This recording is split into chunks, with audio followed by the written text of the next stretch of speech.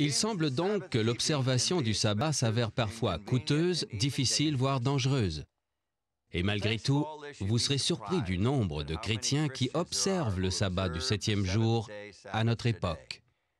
Le répertoire des groupes religieux observateurs du sabbat, publié par l'Association du sabbat biblique, cite plus de 400 églises et dénominations.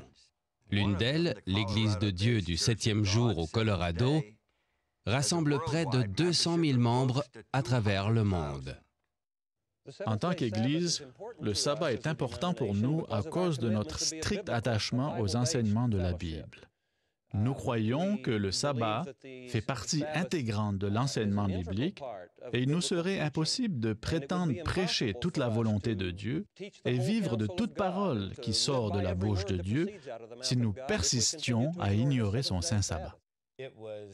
C'est en 1896 que William Saunders Crowdy fonda l'Église de Dieu et des Saints du Christ à Lawrence, dans l'État du Kansas. Bien qu'à l'époque il ait été diacre au sein de l'Église baptiste, le prophète Crowdy reçut une vision divine des clés du salut. L'une d'elles étant les 10 commandements, ce qui le conduisit naturellement à l'observation du sabbat du 7e jour. On pourrait croire que le prophète Crowdy introduisait quelque chose de nouveau, mais en fait, il restaurait une forme de judaïsme prophétique qui avait modelé la vie d'hommes et de femmes depuis l'Antiquité. Plusieurs petits groupes d'observateurs du sabbat ont émergé de l'Église mondiale de Dieu, fondée par Herbert W. Armstrong, un homme d'affaires. Le début de cette histoire est singulier. Voyez-vous, c'est d'abord l'épouse d'Armstrong qui s'est intéressée au sabbat. Ça se passait en 1926. Dans la ville d'Eugène, en Oregon, la femme de M. Armstrong se laissa convaincre par une voisine qu'elle devait observer le sabbat du 7e jour. La dame lui prouva cela en s'appuyant sur la Bible.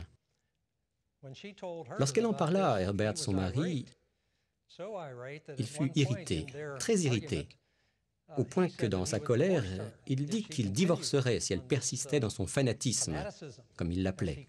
Elle répondit, « Plutôt que de divorcer, pourquoi ne cherches-tu pas par toi-même pour voir si j'ai raison ou si j'ai tort ?» Herbert Armstrong ne divorça pas. Il accepta le défi de son épouse et passa plusieurs mois à étudier dans une bibliothèque voisine, et à sa grande surprise, il fut incapable de prouver que sa femme avait tort. Il s'était placé lui-même au pied du mur et une conclusion s'imposait. Le samedi, le 7e jour de la semaine, était bien le sabbat de la Bible. Cela devint l'un des piliers de l'Église qu'il fonda.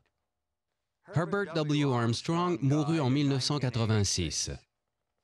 Le nouveau dirigeant de l'Église mondiale de Dieu prit une orientation différente, souhaitant s'aligner sur la majorité des églises chrétiennes, ce qui incluait le passage du samedi au dimanche comme jour de culte.